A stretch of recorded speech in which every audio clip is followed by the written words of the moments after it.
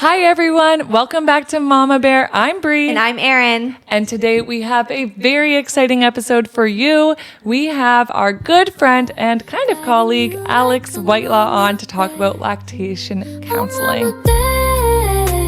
I'm here to stay with wisdom and warmth. Let's light the way. Together we'll laugh. Together we'll share. So welcome to the podcast, Alexx. Yeah, so happy to have you.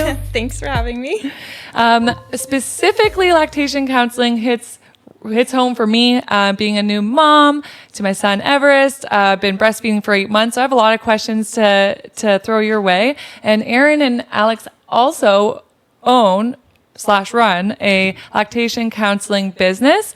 So I'm sure that they'll kind of supplement each other's answers and kind of get us, all that great information for if you're expecting and have never breastfed before or are currently in the middle of breastfeeding and have some questions. So. Yeah, so Alexx and I went to school for lactation counseling together. I guess we took an online course together, and we've been to some programs on certain parts of lactation counseling, like tongue ties and stuff like that. But Alexx is also an RN and works in oncology. So she has so much knowledge on so many different things. Also mom of 3. And she's a mom of 3. Yes, she's a mom of 3 so some personal boys experience. of her own. Boys. Yeah, and she is a huge, not only is she a breastfeeding counselor, she is a huge breastfeeding advocate and has breastfed her own boys for a very long time and knows all of the benefits of that. So she's going to share that with us today. So I'm so excited. Yes, let's throw you the ball right off the hop here. Can you give us a quick rundown of, we kind of did it for you, but you're a mom. What are the ages of your children? Give us some background of your education, things like that. Yeah, so I'm a mom of 3 boys. My oldest is 12. My youngest will be 3 soon. I did breastfeed them for a long time. I breastfed my first until he was 5, and I did not know that. Tandem breastfed with my second until he was 3, because they were 2 years apart.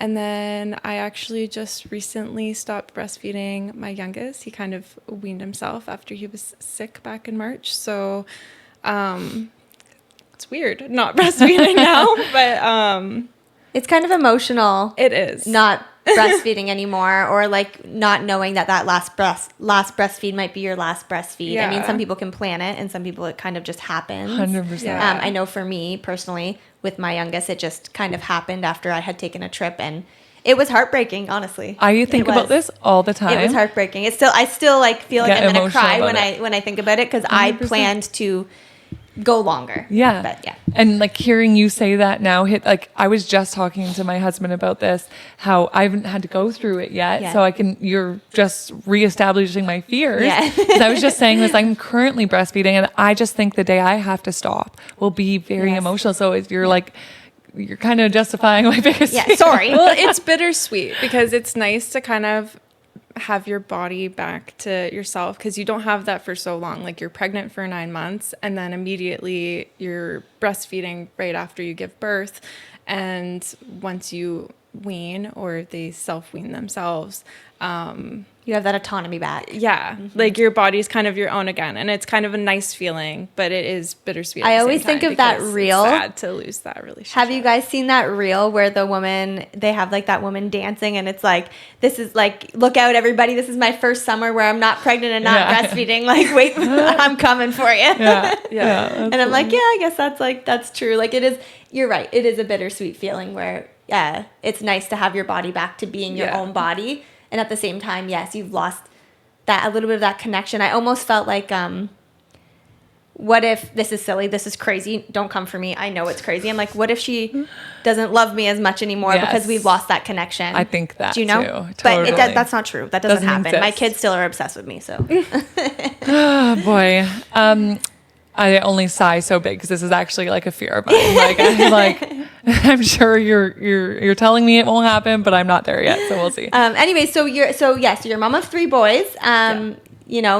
You've gone through a lot. You have a preteen and a toddler, so Yeah. you're a busy woman, as well as you work full time as an RN. So Yeah. you're very busy. Very busy. What about your education as far as lactation counseling and nursing and everything goes? What have you done? Well, I'm an RN, and then I actually did some like maternity prenatal education shortly after I graduated, because that is the direction that I was planning on going. And then I ended up in oncology. So I just completed my chemo training for that. So I'm chemo trained. And then, yeah, we did our lactation course together. I did a couple other like breastfeeding courses in between there somewhere. It's just like been a passion of mine for a long time. Like maternal, newborn, breastfeeding. That So kind of let's talk about area. the difference between lactation counseling and lactation consultant, just to Sure. get that off the hop, just to like kind of get that out of the way. So lactation counseling, essentially you've taken the lactation counseling course and you are able to go to people's homes and help them with breastfeeding and all of the issues that come along with that. In order to be called a lactation consultant, you have to do so many hours of actually helping people with breastfeeding. And then you have to write an exam. So it's Okay. essentially like becoming a nurse, where you have to write an exam to become certified to be a Gotcha. lactation consultant. However, you're not able to write that exam until you have so many hours of education and so many hours of actual practicing. Gotcha. Yes. So Interesting. right now we are in the counseling stage, where we're essentially able to do pretty much what a consultant can do, just with a little bit of limitations, until we can write our exam. What would those limitations be?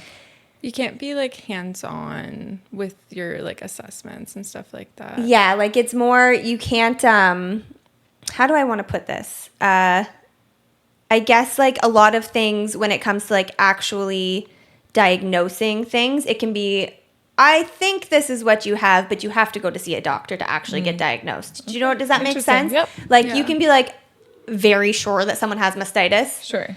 but you can't be like, you have mastitis. You have Gotcha. to, you know, say, I think this is along the lines of maybe you have this diagnosis, but you need to go get diagnosed by a doctor. Okay, so then I guess segueing off of the definition of the actual role you play, what goes into okay, so new mom scenario, new mom or a pregnant mother about to have a baby. She doesn't know what life is going to look like. It's very hard for her to picture. Can you give a breakdown, pros and cons, formula, breastfeeding? Okay. You can go lifestyle, you can go nutrition, like just high level. No what would you judgment, say? just if you were going to give someone a list, this is the Yeah. benefits and this is the cons. We'll start with the benefits of breastfeeding. Like you literally have like a food that's tailored perfectly to your baby. It's also going to provide them a lot of immunity in their first few months. Like they don't have any vaccines yet. They are very new, just building that immune system. Any like illnesses and stuff that they come into contact with, your breast milk is going to help provide them that protection that they need. It's free. Big one. That was a big seller for me. Absolutely. You don't have to pay for it. Formula is Especially very expensive. Life these days is, it's unaffordable. So free food is. Take what you can get. I was also a young mom when I had my first two, so that was a big thing for me. I did not want to be spending my money on formula. Right. And it's always ready for them. Like Isn't that crazy? you're not making bottles at 3 a.m. I know. You just pop them on and you're good to go. It's so easy. And those are just like the three that off the top of her head. Like Yeah. we have textbooks of just benefits on benefits of breastfeeding. Yeah. And not only for the baby, for the mother. Right. Yeah. Like for this one is like crazy to me, which is something I didn't know until I took the course. Breastfeeding literally decreases your chance of getting breast cancer. Wow. I Which did is not know just, that. it's crazy. Just breastfeeding your baby decreases your chance of getting breast cancer. Wow. The more you know. I did not know that. Yeah, one. and like we've looked into the whys of this is, and essentially what they say is something to do with the hormones that breastfeeding produces, decreases the hormones that would help produce a breast Interesting. cancer. Wow. But that was mind blowing to me. Yeah. Yeah. Okay, so then does that apply? Do these because some people will consider I'm breastfeeding if I'm pumping and feeding my baby breast milk. Yeah. There's a lot of differences in that. Can you speak to why that might be different from breastfeeding? Well, if you're pumping, so I I can't explain the process. But when I was talking about like the immunity benefits, a lot of that is communication, I guess, from like the saliva from your baby, like through your nipples to produce those immunity benefits. So essentially, if you're exclusively pumping, you're not getting those signals from the baby to produce those antibodies. So they're still going to get tons of benefits from the breast milk, but it's not going to be the same if you're exclusively pumping. Which is so, I don't know. I'm just in awe of breastfeeding. It's I really honestly magic. am. Like the fact that a baby's saliva, like then communicating, like you had said, with the nipple to It's so create beautiful. antibodies for this baby to fight these illnesses or to build this like it's mind-blowing to me. Yeah. Like I think it's so amazing. It's I so really amazing. do. It's I really crazy. do. Like it's just crazy what our bodies can do. Yeah. And it's just natural. This is just what our It's bodies are made to do. So cool. I think like just speaking on what you had said about like how like just pros and cons, it is easy. Like people Yeah. choose to formula feed, which is fine. They think it's saving time. Like they think by formula feeding, they're saving some sort of difficult process. But the difference being if my baby needs to be fed, I can feed them in response immediately. I don't have to heat something up. I don't have to store anything. I don't have to pump. I don't have to clean things. I don't have to wash bottles. Don't have to wash bottles. I did not want to wash bottles. I wanted to breastfeed. And I remember saying to my midwife at the time, she said, "Are you committed to breastfeeding?" And I felt like that was a big commitment to make, not knowing. And I hear so many people be like, "Oh, if I can," and she looked at me and said, "You can." Like you can. The chances you can't, or the chances there's some sort of anomaly in you is very, very, very slim. Yeah. And in today in society, it's more widespread that the thought, oh, what if I can't? What if I can't? That's in my knowledge and my understanding, very rare. Yeah. And I think that's a misconception that people don't understand. So she said, you can, you're very, very likely you can, but will you like stick to it? Is that what you're committed to? And she had said, I got bottles on my registry. And she was like, why did you ask for a bunch of bottles? I'm like, I don't know. Like, you don't know. I'm committed to breastfeeding, but you can't picture. You have a baby, you need assume bottles. You need bottles. Yeah. Yes, I totally get Haven't that. used them. And honestly, back to the cons, because we haven't got to the cons yet, which, neither here nor there, but like people choose to. I have come across so many people recently that have chosen to formula feed, and I didn't realize that was something that was so widespread now that people were choosing. And it's no judgment. If you choose to formula feed, you choose to formula feed. I impose no judgment on you. You do what is best for you and your family. I just didn't I've just come across so many people recently that have chosen to formula feed. And I do understand. I don't know what their reasonings are. I never grill them on it or anything. Yeah. I just say, okay, that's your choice and move on. But I do understand that some people, it is for the autonomy that we were talking about earlier, right? Like that they want the husband to be able to do all the night feedings. I and get they that. don't want I to get pump that. and they just want Yeah. they want their body back. They've had this Yeah. baby in them for 9 months and now they want their body back. But- is there any other Yeah. Well, even when you're asking me for the pros and cons, I think it is going to be very dependent on like the person and like the family and the baby as well. Like, I was willing to put up with cluster feeding and, breastfeeding my baby what felt like all day and all night. If that's what they needed, because I was determined to breastfeed. Me too. I wasn't willing to put up with the cons of formula feeding, which was going to be getting up and making bottles and cleaning bottles. Yes. and as you all of say, that. cluster feeding in the middle of the night or during the day, we have the privilege of being off for a year to 18 months here in Canada, whereas in America or other places, they get 6 weeks, man. Yeah. They get Or less. 6 or less, Yeah. depending on your job, right? So to them, it's kind of like maybe they feel they aren't given that choice. Yeah. They have to formula feed, I guess. I don't Yeah, know. I guess for me it was kind of similar to what you were saying, like that commitment. Like I was determined. Like it didn't matter to me. Like I love breastfeeding. I never had too much pain associated with it.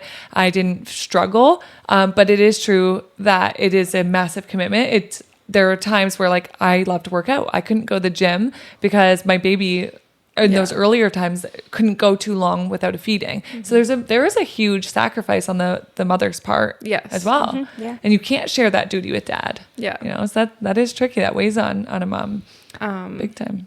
And I think a lot of people, they always say like, oh, well, what if grandma wants to feed the baby? Or what if dad wants to feed the baby? And not everybody is able to pump and just give a bottle of breast milk. So I think a lot of that will also lead to it. Right. For me, it was more important that I am able to breastfeed. Yes. So I said you can do other things to bond with baby. 100%. I'm going to be This is feeding something baby. That's I actually something that got a I'm lot of gonna that do. pressure early on, and not in the sense that people were like, why are you breastfeeding? But more like people would be like, almost every time I'd see certain people, they'd be like, well, how much longer are you going to be doing this? Even to this day at 8 months, like, well, how much longer are you going to be doing this? Really? And they're more just like, why do you want to when you could offer a bottle? Like, why would you make this more difficult on yourself? See, for me, I went to a year with both my girls. I went to a year with Emerson because I was going back to work, and it just felt. It was my first baby. If I could do this over, I would have. It felt difficult to me. I was a nurse. I was working shift work, and in personal opinion, I hated pumping. I really did. So I didn't want to take that on. Now I wish that I had kept breastfeeding her longer and just done maybe morning and night feeds or what I could to keep up with that breastfeeding, but I didn't, which is fine. I was ready to give it up at a year. With Nora, I wanted to go much longer. I wanted to go to at least 2 years. I went on a trip. She was being bottle fed with breast milk that I had pumped. When I got back, it was like she didn't know who I was.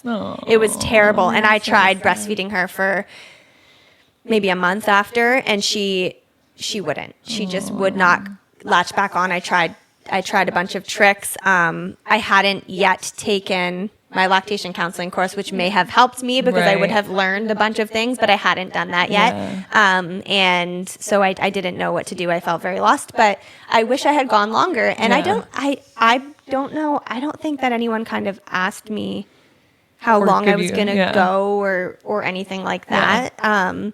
But I didn't realize that you had felt that pressure. Yeah. I guess it's just more people in my life that aren't, I guess men mostly, are kind of like, oh, They're why would you? inquisitive. Yeah, why are you still doing this? Why it seems like it's limiting your life. You could be doing other things or whatever. So, I guess. Sorry, I was just, because you said you breastfed Jackson till was gonna 5. say, I Did you got that feel a lot question of a that pressure? Yeah. As soon as it hit 1 year, because I think everybody that I knew kind of like they expected that, you breastfeed for the first year and then you stop.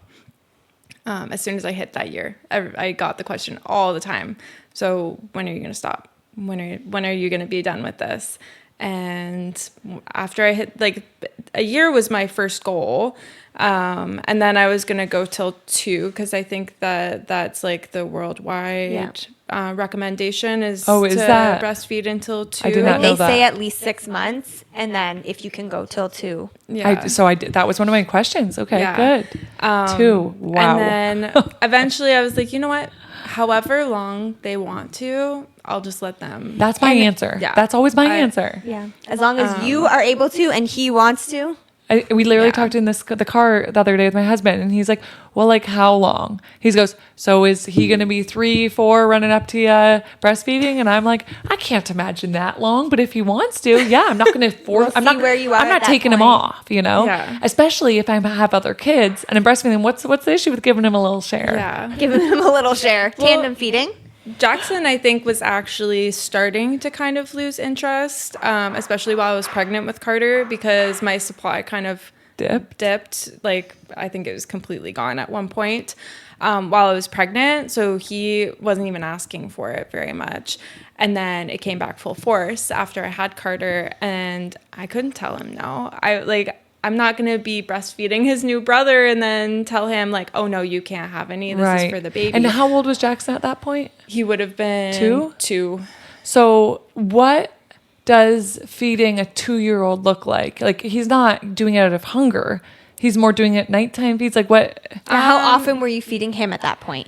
Well, it was a lot after Carter was born. he Anytime wants that he good saw colostrum. Carter, breastfeeding, he was like, oh, well, I want to as well. Yeah, And I that's it. didn't want any like negative feelings between him and his Like brother. resentment. So Right. I was like, I am not turning him away. Right. It was a lot. I was very I overstimulated. was going to say, can we talk about like the breastfeeding? I guess one of the cons of breastfeeding that we didn't mention, being touched out. very touched out. As when you're tandem feeding was two gonna kids, say, not like there how yet. touched out did you feel when they're babies? I guess not, but even Yeah. as they got to around that 1 year point, I like started to feel overstimulated sometimes. I did. Yeah, we've I talked got about this that. in different ways a few times. This touched out thing. I'm Yes. very aware it exists, but I've not. But I experienced it. didn't tandem feed, so I can only imagine that Yeah. you were at some points feeling overstimulated, touched out. It was a lot. Yeah. Because I felt like at any given moment, I had a child on me, Attached if to not two. And Like when you would literally be feeding both. both at the same time. Wow. Yeah. Superhero. It was a lot. Yeah, so it got very overstimulating. I was feeling very touched out.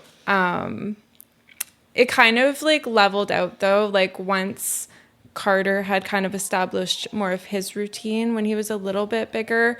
And Jackson wasn't feeling quite so threatened by this other little being taking over his mom. He wasn't breastfeeding as much. It definitely was more of like when he first woke up and then to go to sleep kind of Like a comfort. thing before that. And then it went back to that Yeah. eventually. Also when I picked him up, anytime I picked him up, like whether it was from daycare or school, because he was in school. He wanted to, like when we got home, I think that was his way of just Like like unwinding. Reconnecting with unwinding you. at the end Yeah, of the day. He missed I do. me. I remember him just like he'd come up and he'd just like lift up your shirt and he's like, "Here I am. Yeah. I'm latching on." Yeah, yeah. Yeah, he knew what he wanted. But and I'm sure you got a lot of. I mean, I commend you for sticking with it because I'm sure you got a lot of pressure from people to stop. Yeah. For no reason. Like I don't understand. To me, I'm like, how is this affecting you? Yeah. Like why do you need me Live to your stop? life. Why do you need me to stop breastfeeding my child? Yeah. It's not going to go on forever. Like, Right. yeah. At what point are you like 3 is okay, but 4 that's crazy. That's what I'm saying. Like, what does it matter to anybody Yeah. else? Right. So Well, I think most people thought it was ridiculous to even go past 1. right. Well, But yeah. I got a lot of, if they can ask for it, then they're too old. And I'm like, they Says could who? ask for it. Always. Like They're crying like for a it. baby. Yeah. Like like Hudson started talking very early. Yeah. So he it was fine for Jackson because he couldn't ask for it because he Right. was a late talker and Right, not right. for my like. And I do that's hope just a silly. and think that maybe times are changing a bit where breastfeeding is becoming a seems more like open it. discussion and Yeah. hopefully less judged, where mothers are going to be able to make this decision for themselves without the fear of people weighing in. Yeah. Okay, so let's take a step back now. Let's paint a picture. Like I said, we've got this pregnant mom listening to this podcast. She doesn't know what to expect with this breastfeeding. Can we walk through like what maybe the hours post birth might look like in terms of latching, what are those first couple days looking like? Maybe reference things like pain, what makes a good latch, things like that. Well, first I would start out with skin to scan right after birth, and whether some people like to let baby figure out how like latching on by themselves, they can actually find their way to the breast and latch on, or you help them and you latch them on right away. It will very much help you with your breastfeeding journey, having that like early latch.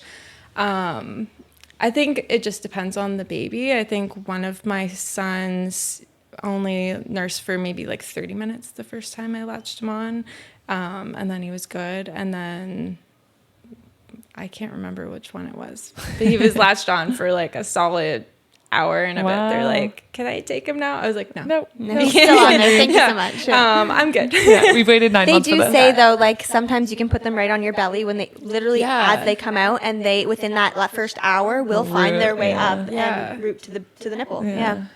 Which is crazy. Which I believe I did do with Nora.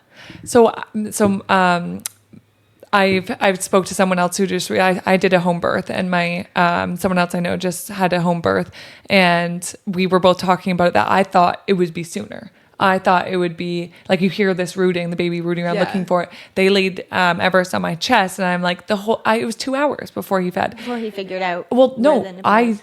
he didn't. Oh, so you just eventually latched him. Yeah, and I kept saying to the like birth team, like, can I feed him? And I don't know if they necessarily said no, but they definitely were like, just like give him a minute. And they were like working on me and whatever, and everyone was busy in the room. But I just kept feeling like I want to feed him. I want to sit up and feed Yeah. him. But he was crying and he was laying on my chest, and 2 hours go by and they're like, okay, now let's sit down and feed him. And I just remember being like, maybe next time I'll probably like just feed him right away. I don't know, but Whatever you feel is yeah. right. But then someone else I know had just said that too, like probably an hour and a half, 2 hours post birth before they fed. I'm Yeah. like, oh yeah. Anyway. Yeah, I latched my boys on Right away. Yeah. Just take them and feed them. I was like, Yeah. let's just. And then what are you looking for in that good latch? You definitely want to make sure like they have a nice wide latch. You want the latch to be deep, because if you have a shallow latch, it'll for sure be painful. You also kind of want their lips flared out a bit, because sometimes they'll suck in like their top or their bottom lip, and then they will not get that nice deep latch that you want. Why is it painful if it's shallow? Because they're getting their gums more on you, or Yeah, and like it won't actually be it'd actually be nice to show a visual. I know. So you want your lips so like essentially this. you want the baby Yeah. latched onto the areola, not just the nipple. So like a full. But that's what she means by areola deep in. latch. Like if you have just the nipple, that's a very sensitive part of your body. Right. And if the baby's rubbing on your nipple constantly, it's gonna scab, it's gonna bleed. If they're sucking on the areola, those things aren't going to happen. Gotcha. Yeah. And like the actual mechanism, like when they're using their tongue to like get the milk flowing, it won't work properly unless they have like that nice deep latch. Right. Okay. I actually remember with Emerson, I did scab a little bit. And when I would first latch her on, I remember counting down in my head going 10, 9, 8 to 1, because if I counted down from 10 to 1, it would stop hurting. My midwife came and I told her this, and she goes, honey, it is not supposed to hurt like that. You're just counting down in your head. She's like, it's not supposed to feel that way. And I was like, oh, it's not supposed to hurt. I was just, once I got past 10, I was fine. And she's like, no. Oh, no. And she had taught me to, like Alex had said, you want flared lips. So Emmy was sucking her bottom, getting her bottom lip. So she taught me to just give a gentle pull on the chin. I did. Give a gentle pull on the chin, and it pops their lip out, and then my latch got better. Yeah. Mine did not. Oh, because no. my boys had lip and tongue ties. Okay, let's talk about that. Jackson, like I said, I was determined to breastfeed from the beginning. Like with Jackson, I was like, no, I'm going to do this. And it was very painful. And I was told that it was going to be painful for the first little bit. And I made it to about 3 months where I was like, okay, is this still normal? It is not, by the way. It should not hurt. It shouldn't hurt like it did for me at all. It is a little bit painful to begin with, but that should go very quickly, especially if you have a proper latch. I was misinformed, and I sought out so much help, and every single time someone assessed his latch, they said it looked perfect, to just keep going, essentially. And then Carter, it was fine. I didn't have any pain with him.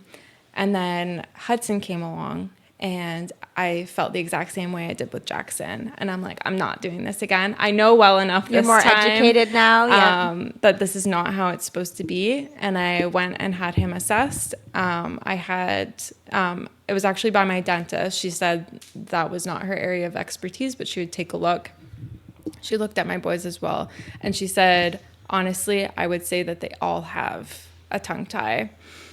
So I went and took Hudson to a specialist to be assessed by them to see if it should be revised. And she said he had a severe lip and tongue tie. And she revised it instantly. I felt the relief. Wow. Instantly. Night and day difference. Should they not be checking for this on delivery? So, they not? So it is I believe a part of the They do probably. exam, but like I think it's very Easy to not, miss it? Or? Yes, and I don't think it's done by like someone that is a professional in this area. Right, just one of their It's just parts, like yeah. looking for an obvious lip and tongue. Yeah. Don't see it. Move I on. know that when I had a midwife, she did look for a lip and tongue on Yeah. Emmy, didn't see anything, and we She moved did on. have one? Now, what advice do you have if you could go back and tell your younger self? What advice would you give someone that's in this situation that's being told, no, you don't have one, but they know something's wrong? So I feel like I did honestly a lot, especially at 20 years old. Like I think I was advocating for myself. And I went to multiple different people. Like I spoke with a midwife. I spoke with, I went to the breastfeeding clinics that were offered by the city at the time. Right. And multiple different ones. And they all told me the same thing.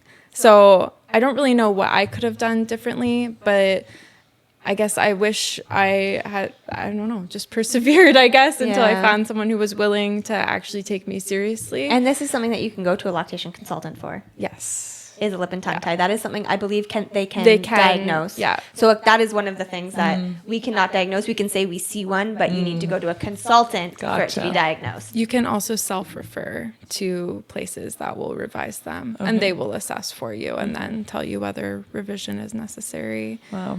And it's a very quick procedure. They use a laser. They do cry, which is not an easy thing, especially for listening to your tiny baby cry. But I was able to latch Hudson on right away, right afterwards, and he instantly So they're stopped. not put out for this. Like how are No. they? Where's they give the baby? Tylenol. And where are they in your arms? No, they take them back because they're using a laser, so they have to only the person doing the procedure and their assistant, I guess, goes gosh. back there. But it's very quick. Yeah. They took him back there, And they're just they fixed- snipping that piece of, I was going to say fabric, Essentially. tissue. Yeah. And they're just cutting it, or are they removing? Yeah. They basically just It's like cut it. cauterizing, yeah? Yeah. Like cauterizing it. They used to cut it. And are they in then pain for many stitch it. days or hours? Or? I had to give Tylenol for, I think it was about a week. Wait, did you just say they used to stitch it? They used to. Because Yeah, they they used used to to actually snip. cut it. And now with cautery, You I can believe burn this is it how it's done. away. I'm not a professional. Is it cautery? Well, they Yeah. they laser it. And so, then does it even bleed? a little bit? A little bit. And then you have to do exercises and massages to make sure that it doesn't reattach Oh, wow. or anything, because it Jeez. can reattach. But it was just the Instant instant relief. relief. I was like, Yeah. this is how it could have been with Jackson. whole time, yeah. I could have fixed it Wow, that that's incredibly easily and frustrating. not. And it hurt. And I breastfed him until he was 5, and it hurt the entire time. Every single Crazy. time I breastfed him. Moms are literally superheroes. And you just keep going. You just Just keep kept going. going. Yeah. Yeah. So Okay, so then you're having breast pain. What did you do to help? Were you putting lotion, gel, Linoleum. ice packs? Yeah, I had a nipple cream that I would put on. Honestly, the best thing that I found for nipple pain, especially if you have cracked nipples or anything like that, is to put breast milk on it Oh. and let it air dry. All right. oh my gosh, breast milk is Instant. magic. Literally. Instant relief. I remember It my feels kids. so good. I don't know if I've mentioned this on the podcast, where my kids would have cuts or something, and I would literally put breast milk on their cut, Yeah. and next day, gone. So, okay. Yeah, interesting. But also you can use I believe the beef tallow. There's a one made for breasts, I'm pretty Okay. sure. And then like you There's, said, the breast milk. There's the lanolin. lanolin. Yeah. There's creams made for. Huh. Interesting. I've actually looked up online. Alex and I both have you can make your own. It is quite time consuming, but it's a natural Breast milk Pro- cream? product. It's not made of breast milk. There's what is the main ingredient in it? I forget what it said that it was, because we looked up making them at one point. Yeah, because you would obviously want to make sure it's safe for Safe for baby, baby to to eat, ingest, yeah. since you'll be putting it Yeah, on your nipples. I forget what it was. There was some essential oils in it. I don't remember. I'd have to can't look it up remember again, but you either. can they're all over Pinterest. Yeah. Huh. Okay, so then I guess back to this new mom. She had her baby, skin to skin. She's learned how to latch. How often is she feeding within that first kind of newborn phase of life? What can we give her in terms of can she expect? expectations? Yeah. Yeah. I can't even remember what the because there's every like few hours, you're supposed to be waking them to feed them to ensure that they're getting enough. I just breastfed on demand. Right. I did the same. Yeah, that's what I did as well. It's hard to even like recall back how frequently that was, and it definitely changed. Yeah. Like as babies' need changed. Totally. And it will continue to change. Yeah. And I know some people really back to the scheduling like that. Like, yep, I know that I'm going to feed at 9 and then again at whatever. And then they have their schedule and that they really work to keep their baby from feeding until that time. For me, that stressed me out because I also breastfed on demand, and I found if my baby was hungry before that, like the hour mark, like, so say, I know a lot of people do every 2 hours. So that's, I think, a typical, people are like, okay, feed every 2 hours. If my baby got hungry at an hour, I'm like, oh God, it's only been an hour. So I was like, I also just did on demand. And to me, like, so we got very lucky with Everest being a good sleeper. And I always say that's a big piece of it. Like, he was never hungry when he went to bed because he got more than enough calories through the day. Because that'll be a big part as to why they're waking up. Okay, so going with this, knowing that they're getting enough breast milk, knowing that they're getting enough food. So if you decide to feed on demand and you're not doing that every hour, and even if you are doing that every 2 hours, I mean, you don't know what your supply is and how much they're getting. How do you know your baby's getting enough to eat? Wet diapers is a good ongoing indicator. So if they're having enough wet diapers throughout the day, which will also change depending on their age, that was the best indicator for me that I knew that they were getting enough, and then gaining enough weight. So, which the only reason I don't say that one first is because you only know, like, well, I actually got a scale because I did not think that my baby was getting enough. But if you don't have a scale, and sometimes it's hard to do like you step on the scale. You're not going to get the most accurate weight. So you'll only know when you have appointments that they weigh your baby at. But I've found, like, as long as they're getting enough weight, and like if you want something more frequent, checking that they have enough wet diapers throughout the day, then you'll know that they're getting enough milk. Yeah, and this is something I truly try to like express that I never stressed about, and I just trusted my body. Like, and I know some people get anxious about things like this, and that's not really good advice. But like, again, if you have no anomaly, your baby and you have this strong communication, as you said, you're made to do this. Your body's producing milk for them, and your milk supply will change based on how much they're taking. So really, well, that's exactly it. Your baby should be getting enough. Milk supply is supply and demand. Now, it is dependent, like, you know, as you say, your body is made to do this. However, some people are on certain medications, or some people are on this and that can dry up your supply. Okay, so but outside of like anything like that, no medications, and really. And I was sorry, I just wanted to add in too. Sometimes with lip and tongue ties, it can cause low weight gain.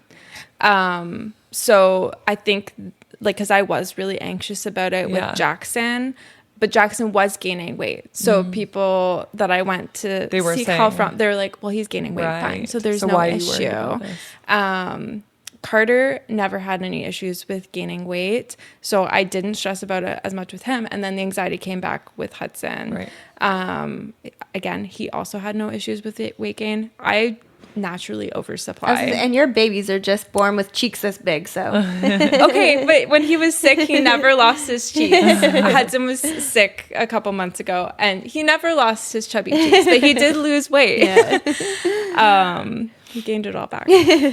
But yeah, like, if there are no complications with breastfeeding, then essentially you should be able to just trust your body. Right. And it should provide your baby with what they need. Like I said, like, your baby is essentially communicating with your body to produce exactly what they need. If they need more fat in their diet, your breast milk will produce more fat. Like, it is perfectly tailored to your baby and their needs, provided that there's no outside complications from that. And so, speaking of outside complications, you had mentioned the medications piece. Tying on to that, like, what you are ingesting will affect your milk supply. Do you have anything you can suggest in terms of snacks or nutrition or like hydration? What should new mom be thinking about? I would say hydration is probably the biggest component. I highly recommend having like a nice massive Stanley. big water bottle. Actually, you know what? I prefer my Awala now. You're what? I have one of those Awala water bottles. Wait, What? stop. You can get What them. is Go on. that? Tell me more. Is this our recommendation? They come in 2 packs at Costco. What is an Awala? Awala? Is it just like a water bottle? It's a water bottle. Is this like a competitor for Are Stanley we now? out of the Oh no, we're out of the loop. out of the I'm loop? sorry. do this It was to a us birthday on gift. camera. And I'm not sponsored. We're officially uncool. Not sponsored by Awala. However, yet. would love to be. Okay, I love my Stanley. Okay. But that thing leaks Does it? so bad. So tell Mine me is about an great. Awala. Is it a straw So- one like Stanley or? Uh-oh, she's okay, gonna okay. Listen, okay, it locks. So it has the lid that closes over and it locks shut so it does not leak. Okay. When you open it up, you can sip out of it because there's a straw in it, and you can also tip it back if you prefer to not sip your water. Okay, so I guess I'm getting an Awala. Not sold yet. it is a new obsession. I love a good straw. I can keep it in bed with me, and I don't have to worry about. I always had to keep the Stanley up, like above my bed. Hudson is obsessed with my Stanley, so I was always terrified of that thing coming down, hitting me on the head, and then spilling all over my bed. Yeah. I don't have to worry about that because I can keep it right So a beside me. co-sleeping Water bottle. magic. So- Which is so beneficial if you're breastfeeding Yes. because you can keep it with you wherever you go. You don't have to worry about it tipping over and spilling. You can sip out of it, so you're not having my to God. like toss Yeah, it back. double So can you dose. guys tell me this? When you guys are breastfeeding, do you get instantly thirsty the second your baby latches? Okay, I just met a new mom 2 days ago, and I asked this question: does that insatiable thirst? Instant. So I don't get it anymore now that Everest is older. Yeah. But those early days, like the first couple months for sure, it was like I would chug literally a full Stanley. The second my baby would touch my nipple, Give me the food, give me the I drink. never had a water, and I'd be like, Walter, literally. I'm parched. Instantly, Yeah. In like those as if early you've been days? like walking through the desert, Yes. like you've never drank Instant. water. Yes. And like the early days too, I needed 2 hands, right? Like it's my Yeah. first time Yeah. breastfeeding. You're still figuring it out. So I've got 2 hands. I can't hold my water bottle. So Aaron is literally standing there next to the bed with the water bottle, and I'm just chugging it back like I've never seen water in my life. Yeah, it's Yeah. instantaneous. It's a crazy. But that it and is snacks. crazy. Like I also so needed, like I always So kept snacks. like What kind of snacks do you nuts or recommend? bars or Full bananas. fat, right? Yeah, like anything. Honestly, anything just easy that you can Right. keep with you. Yeah. We're thinking high fats, lots of Like protein. avocados, nuts. Yeah. And if you can just have like even just like little like packaged snacks like Yeah. close by that are easy to Yeah. grab, like we're saying, that hits you, Yeah. and then all of a sudden you're stuck. 'cause Yeah. got And you your do baby usually have latch one finally. hand Totally. to use. Yeah. Something close by that you can just Just have nibble on hand. There aren't like too many specific foods that I would say, oh yeah, like definitely have this like on hand. I like there's nothing specific really that will like boost your supply. I would just say making sure that you have like a full like balanced diet and maybe one extra snack. Similar to probably how you would have ate like through your pregnancy, I guess. You don't need like a ton of extra calories, but making sure that you are eating enough and staying hydrated would be. Can we, this was not originally one of my questions, but Yeah. this just brought one up. Can we talk about like how people say breastfeeding will make you lose the baby weight? Like what's our opinions on this? I feel like you know what's so funny? Because I just was thinking about this the other day, and I can't remember why. I may have come across a post or something, but I feel like it's setting moms up for failure, for lack of a better Yeah. word. I feel like it's unkind because it's not. Yes, breastfeeding burns calories, but it's not always going to be the case where if you breastfeed, you're going to snap back to your baby Yeah. weight. Like, and I Right. feel like that's unfair Yeah. to tell somebody, Yeah. and it puts a pressure on a mom where if she is breastfeeding and doesn't go back to that baby Right. weight, she's like, "What's wrong with me?" Right. Does that make sense? Yeah, that does. Yeah. And my cravings were honestly worse when I was breastfeeding than when I was Yeah. pregnant. yeah. Like I would get like the worst cravings, and like I needed to have whatever it was Yeah. that I was craving. And I didn't even find them that bad during pregnancy. Right, But yeah. breastfeeding, I was like, I need this right now. Like For me, I got really challenged by, this is kind of branching off, so it's not totally relevant, but like I had the challenge of Everest couldn't have eggs or milk. So I couldn't eat certain things. So then for breakfast, I'm like, well, what can you have if you can't have eggs and milk? Well, like bagels and toast. So I started eating a lot more carbs than I used to, which I was fine because I was like, baby first, baby first. Like I'm not thinking about losing weight. I'm thinking about staying, getting the right nutrition so that my milk supply is good and I can feed my son.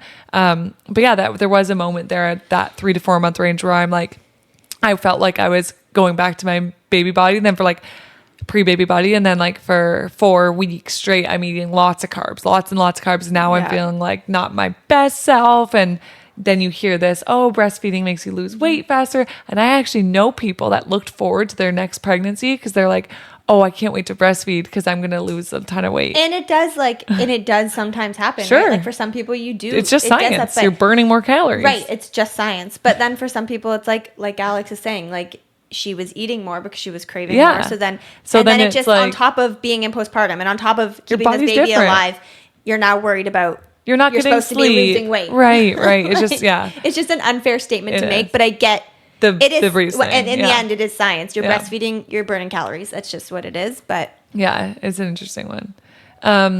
I have so much more I want to say about that, but we'll move on.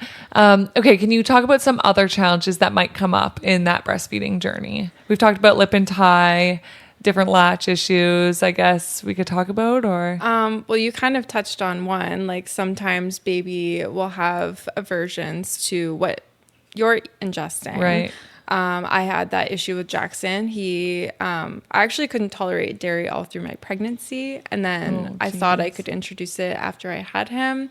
And then he would be very fussy every time I had anything dairy and then breastfed him. I think it's more common than we realize. I had to keep because it. it happened to my sister-in-law too with dairy. Jeez.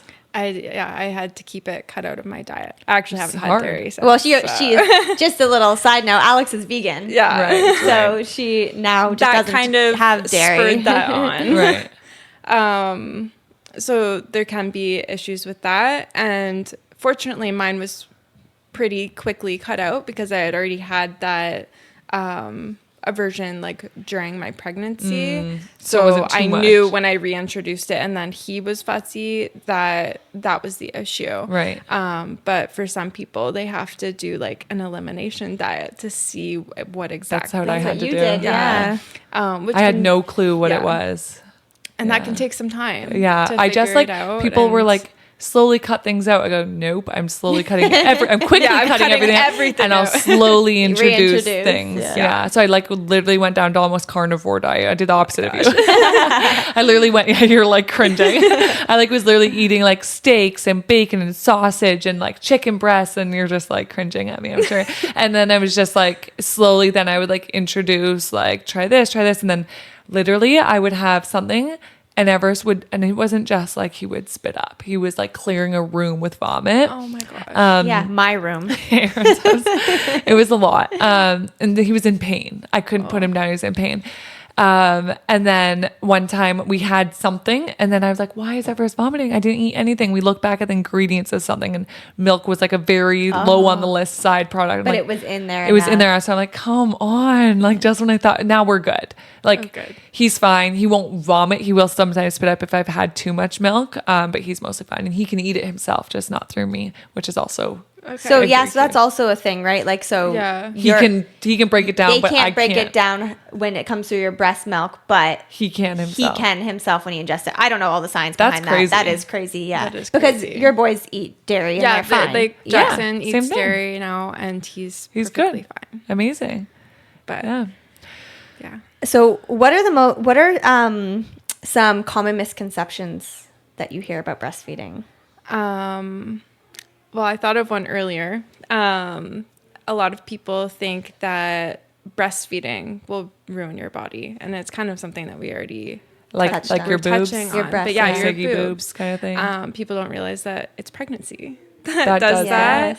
Yes. So it doesn't really matter whether you breastfeed or not at that point. If you've already gone through pregnancy, whatever's gonna because happen the has already pregnancy is when happened. everything kind of loosens. You lose that elasticity. It's not Yeah. breastfeeding. I hate this for women. Yeah. Yes. We really do sacrifice a lot for our children. I like have to More than people know. I have to tell Aaron about it, my husband, every single day. Like Yeah. every time something comes up and I go, the things I do. Do you have any idea how many times a week I'm like, I birthed your big-headed children? Like my husband's like, I don't want, and I'm like, I birthed like there's your nothing he huge can do. children. He can't win that battle ever. I Ever. birthed your Like child. No. like I was expecting to have small, tiny, adorable 6-pound babies. I Yeah. married this 6-foot man, and I give birth to 8'3" babies. Yeah. I get whatever I want now. Yeah, totally. 100%. Yeah. No, I did not know that actually. Yeah. That's so, interesting. if that is what is holding Deterring someone you, back, That's not it. it's You've already done the deed. Yeah, it's yeah. I will say breastfeeding does ruin my body. Maybe this is TMI for the internet about my body, but Everest is such a busy 8-month-old now, and while he eats, he's clawing at my boobs and holding them. That's and the worst. And so like if I'm feeding on this side, he's attacking that boob or like whatever. So I have scratch marks all over my chest. Yeah. I No, feel like I this I just have remember to trim that. his nails. So okay. One more I wanted to touch on before we got into the older baby challenges was like positioning. So for me early on, I realized I did not have a good enough rocking chair. I did Yes. not know how properly to use like the breastfeeding pillow, different supports like this. And then sleeping at night.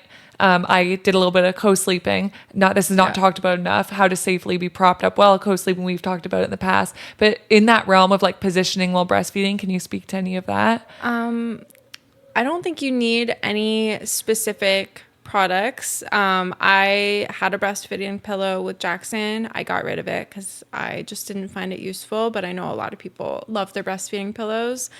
But yeah, I think it's just a matter of finding a spot that you're comfortable on. I unfortunately also did not have any rocking chairs, but I was able to figure out how to comfortably position myself on my couch and in bed. And those were the two main spots that I was breastfeeding. And then once your baby gets a little bit bigger and you're a little bit more confident in your breastfeeding abilities, I was able to breastfeed anywhere. You're walking everywhere. around. Yeah. So then It's so true. Yeah. that just spurred. Sorry, I gotta jump in here. A couple more things. So a couple of things here. Length of breastfeeding doesn't matter per session. Breastfeeding in public. Can you talk to those two things?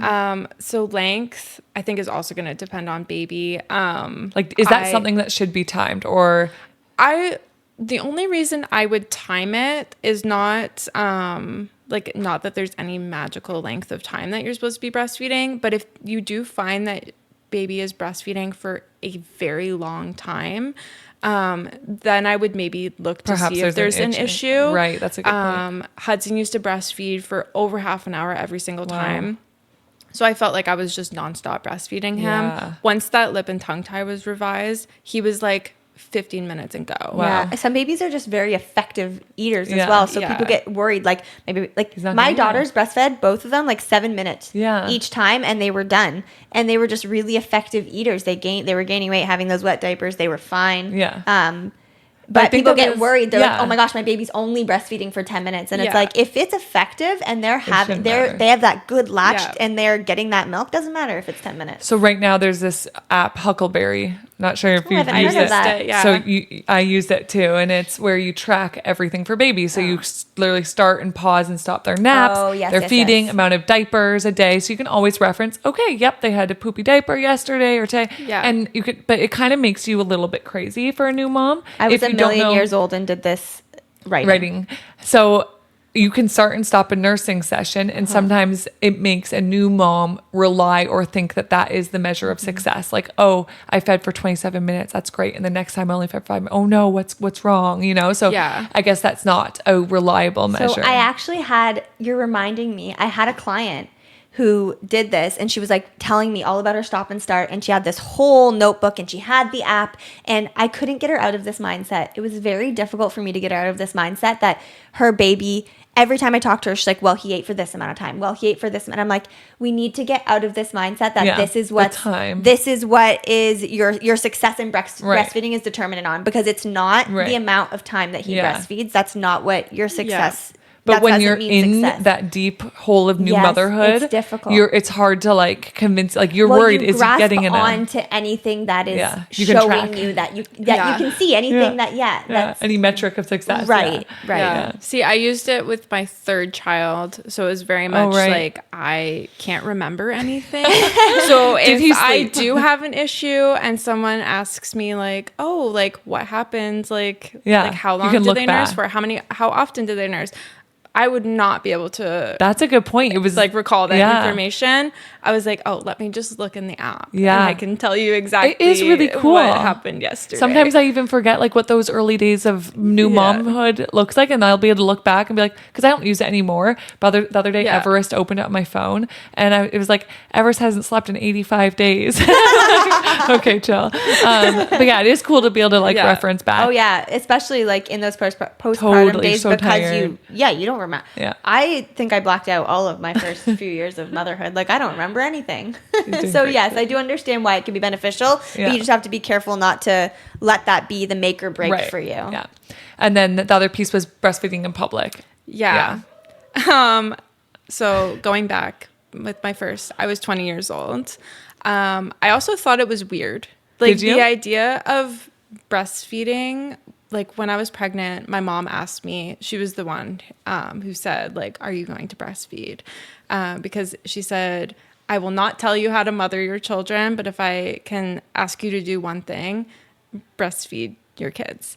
And so I was like, well, I'll do my research. I love researching. I love reading about stuff. You guys match up there. Read about all the benefits of breastfeeding, and I was sold. I was like, okay, perfect. Plus it's free, like I Yeah. said. You were And 20, yeah. I was 20. I was not about to start buying formula. I did Yeah. not realize how expensive it was. I was like, wait, there's actually not really a choice here. It's crazy. I am breastfeeding. Or he's not eating. So, but I also like I needed to get out and do stuff. I was stuck in the house for probably the first 2 to 3 months after Wow. having him. That'll drive you mad. And it was wintertime. I was Oh, like those long. the postpartum depression on top Hit. of like Hit seasonal hard, depression. yeah. I was like, I need to get out of the Yeah. house. And I was breastfeeding on demand. So Yeah. I quickly I tried. I fought with those breastfeeding covers. I could not do it. Yeah. Or more so, Jackson could not do it. Yeah. He was ripping that thing off. Yeah. He's like, why are you trying to cover my head right now? Like, Yeah. I am trying to breathe. Like, They're uncomfortable. They and are. it was awful. And they're hot. Hot. Actually, the one you got me is amazing. I will say. It is It's lightweight. lighter. Yeah, the one that is multi-use. For the. And so I just started feeding him, and I was Yeah. very uncomfortable at first. Like I felt very exposed, even though I was not. I was also a little bit better at that point because he was a little bit older with latching him on. So I was able to latch him on quickly. Quicker, I think yeah. if I had tried to go out like in those first like few weeks where we were still learning Yeah. and they like pop off Yes. randomly, that would have been a lot more uncomfortable. And I remember actually being at the mall with my my mom and my nanny, and my nanny was like, "Oh, like you don't want like a blanket or something?" And I was like, "No." He'll literally like that is when I will become exposed because Yeah, he he'll will pop come off and he'll be ripping that blanket off, Yeah. and it'll just be. I was like, "Nope, I'm just Yeah. gonna feed him like this. I'm not doing anything wrong. My baby needs to eat. So I'm gonna feeding feed my him." baby. Yeah. And then the confidence kind of just like built yeah. from there. Like I didn't even second guess it when I had Hudson. Yeah. I was like, I'm feeding my baby. feeding. Yeah. Like, I think if someone has something to say, they can come say it to me. Yeah. I think it very much is like a personal preference / confidence thing. Yeah. Like, I have the same memory of the mall. Yeah. I was breastfeeding in a mall with Emerson, and I remember me and my mom were sitting at a table, and an older man, I had the one that I gave you, and it's like it kind of goes over your head, those ones. yeah. And Emmy was quite new, and I remember him kind of just like looking at me like, "You're gonna sit here and breast." We were sitting outside of a Cinnabon, and you know how they always have tables out there. My mom's like, "Why don't we just sit here? You can feed her." So I sat there, and I remember him kind of looking at me like, "You're gonna feed your baby right here," and I was covered. And after that day, I was just like, "This sucks." Took it off, and I built my confidence, and I Yeah. breastfed without anything in public all the time, Yeah. and People act like you're just like throwing your shirt up and having a wet Right. t-shirt I don't want you to contest. see Like, me either. right. This is not for your benefit. No. I'm feeding my baby. And it'll be it done is quick. hot Just and move it on is with your life. suffocating. Yeah, you don't need to be looking at me. No, please don't actually. Right. Like, yeah, it's such a funny thing because like, so I never use the cover very much. Now I do actually more with, you think it'd be opposite. I use it more with time because Everest will like nap under there. He'll like yeah. feed and Like fall in the dark asleep at dark area, area. yeah. Or like because he's so distracted right now at 8 months, he's like hears something and then wants to go look at it. And so he will, like you said, I'm more And take your boob with exposed. him. Well, sometimes he'll just be like, what? And then I'm Yes. just sitting there bare chested. So like it ranges now, but like, yeah, it's such a uncomfortable thing. I'm very comfortable. I have zero shame, but it still finds its way of being this like uncomfortable thing where you're in the room, I'm comfortable, but the people around you, like literally, my dad is very sweet. One time he came over and I was feeding him. Everest was brand new, maybe a couple weeks old. My dad's coming in the room. He looked at me, he goes, hello, and then like shuffled through the room with his back to me and like sat very close to me, but just turned around for the entire visit. And I had been done feeding and I just didn't tell him. And eventually he's like, are you good back there? I go, oh yeah, I've been done feeding. Like I finished. But like, you're just sitting like a weirdo. I'm going to let you sit like a weirdo. Like And I do you are making it more uncomfortable. Right. Like just chill. And like, I do think it is a generational thing, Totally. I think, and hope that it's becoming more common that women are confident to Yeah. just breastfeed. Just Well, I breastfeed, think yeah. that's where that like initial comment had came from, is just like that wasn't really the norm. Like anybody who did breastfeed did it very like Private. covered up, or they went to a private Oh gosh, room. we've read stories about women breastfeeding in bathrooms and like that is just not right. And No. when I was like, no, I'm sitting here, Yeah. like my baby's hungry, so I'm Yeah. gonna feed him here. Like I'm not going to a bathroom. I'm not covering him up with a blanket. I'm just gonna feed him. Yeah. And everybody was like, oh, okay. And like obviously now, like, and then it's like times are changing, and I actually never had like a bad experience with like a stranger coming No. up to me in public while I was breastfeeding. I can't remember if it was Jackson or Carter that I was breastfeeding. I was walking through a grocery store and they were over a year old. And a lady came up to me and I was like, oh no, here it is. Like, this is the moment that I've been dreading. And she came up to me and she's like, I just wanted to say it's so nice to see someone feeding their baby in public and like That's sweet. doing it so openly. Yeah. And I was like, oh my gosh. Thank you so much. So that was really nice. Yeah. That like I was expecting the worst, but I love was to like, see I'm that. prepared because I've been doing this for over a year. I've been Amazing. waiting Yeah. for this. But Throw in- no, it I was- love it was women really nice. women encouraging women. Just branching off of that, we were just on a trip in Alaska and I have like the biggest FOMO in the world. And we were out doing like a whale watching tour and Everest needed to eat. And everyone's like, take him inside. And it's like starting to rain because there's like this deck where you can view the whales outside or you can be inside. And I'm like, I paid to be here like everyone else. Yeah. I'm not going inside. We're like rocking on the waves. Yeah. It's starting to rain. I've got my breastfeeding cover over. Now my husband's putting like my rain jacket over. Everest is under me. Everest's heavy. He's like 25-pound baby. So I'm like rocking him and now he's asleep and I'm feeding him out there. And we have pictures of me being like, whoa, whale. And Everest is like feeding I under this. love that. I love that you have pictures amazing. like that because women are superheroes. Yeah. You know? I'm not going to miss out because I have to feed my No. baby. And But like, he's also, coming with me. Can we just go back to Everest is 25 pounds? He's a massive baby. Oh my gosh. Yeah, he's a big boy. Well, Like I love that. Hudson is like 29 pounds. And how old He's is going to be like- 3. Yeah, Everest in is 8 August. months. He's literally like almost 3 years exactly older than Amazing. because he's also in August August. baby. Yeah. Yeah. Okay. Okay, so we're gonna have to. We think we're gonna have This to is a jam-packed I know episode. we're gonna do a part 2 where we talk a little bit about like older baby breastfeeding stuff because we're running out of time here. Yeah, we just have so much to say. have Like, so much not to only are talk you about guys with trained breastfeeding. professionals, we just like are all very passionate about this. Very passionate, yeah, and we all love it, right? So we have so much to say, but to wind down this episode, breastfeeding starter pack. You had to give a new mom. This is what you should have. This will help you. Ooh, good What's one. in it? start off with the water bottle. An aula. What is No, it? Owala. Owala. Whatever your preferred water bottle is, but a nice large one that you can keep filled with water because that thirst will With hit. electrolytes. Electrolytes are good, yeah. Some kind of like hair tie or like claw clip, just to throw your hair back because like we talked about getting touched out, being overstimulated, you're gonna want to get your hair out of your face, and once those little hands start reaching, they like to pull your hair. I like to and we talked about snacks as well, so like a nice like easy snack in case you get hungry. And like I liked having like my like lip balm or something close Just right there, same. Dehydration hits. Yeah, absolutely. I kept one at all of my breastfeeding stations. And then something to keep you entertained because you could be there a while. That's a really good point. I did a lot of scrolling on my phone. Scrolling, yeah.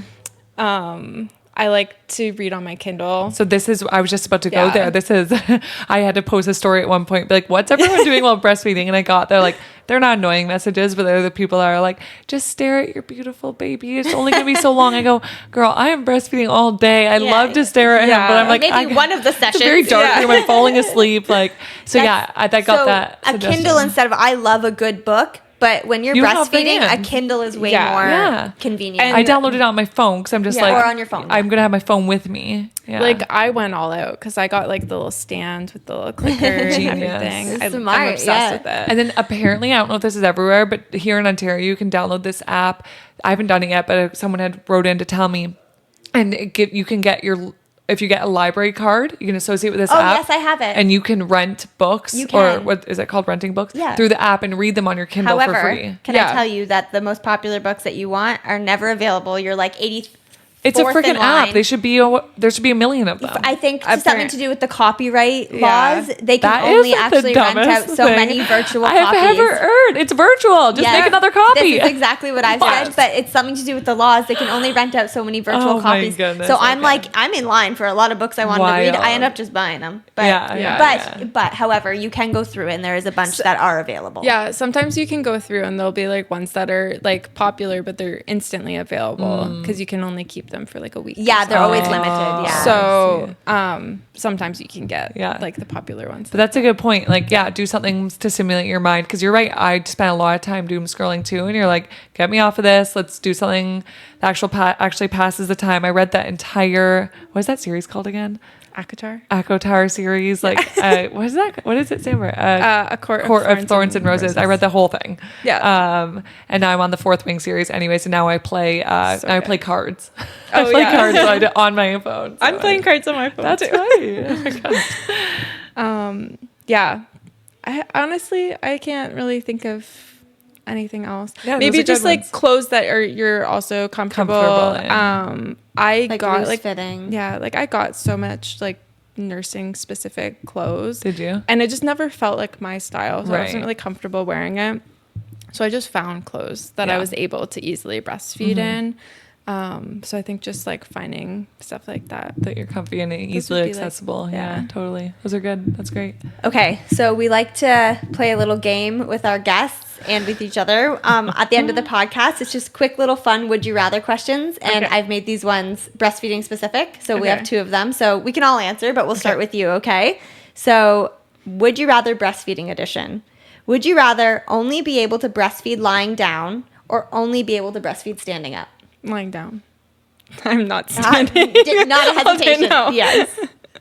I might say standing up. I got too much to do in a day. I got too much to do. Mama on the move. Okay, but like that 3 a.m. breastfeeding session, I don't do it. Standing? I've never really but had what to if do you it. had to? Okay. And you could with the only baby I breastfeed have standing now, standing up for sure.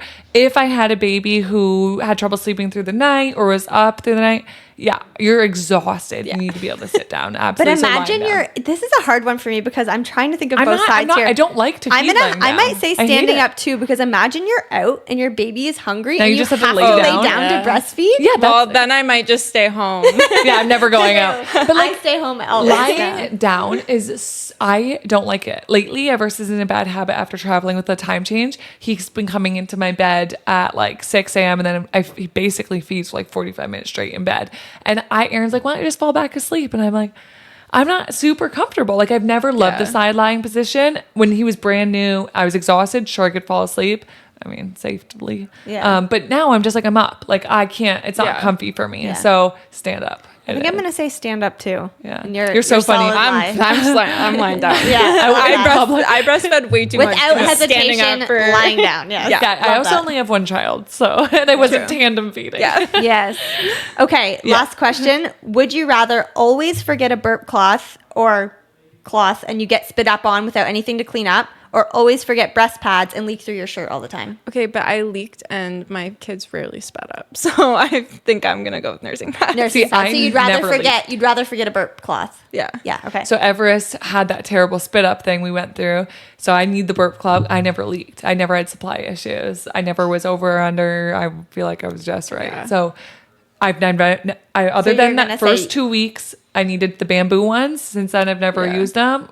Well, maybe more than 2 weeks, but yeah. So you're gonna say burp rather club. forget birth I cloth. need the birth club. You rather forget nursing pads. I'd rather forget the nursing. club. Okay. I'm gonna say I'd rather forget nursing pads only because I learned after forgetting them myself so many times that if I just hold pressure, Yeah. Right. I could stop my letdown. Yeah. However, we should talk about this next time, but you can't feel your letdown. No. I always knew when my letdown So- was coming. So if I put pressure, I wouldn't leak. Since talking about this, there have been times I have felt it, but it's Okay. really inconsistent and very rare. Okay, so mine was very strong every single time. Oh, so no. I knew if I was gonna leak. So if I forgot a burp cloth, there'd be puke everywhere. If I forgot my nursing pads, I knew how to deal with that. Right. So I'm gonna say that one. But you also felt your letdown. So Yeah. you knew when you were leaking. Yeah. So we But- should talk about that one time. Yeah. I want to talk about the supply thing. One I time. leaked so much that it wouldn't even You matter. could, yeah. You I said you were oversupplier. So Yeah. Okay. That's an interesting topic because you didn't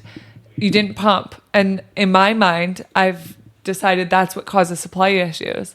Interesting. Yeah. we will get Stay back to you. tuned. Stay tuned for part 2. We will have Alex on again. Yeah, thank you so much for joining us. Yeah. Thanks for having me. It This was fun. great. All right, everybody. See you next time. Bye.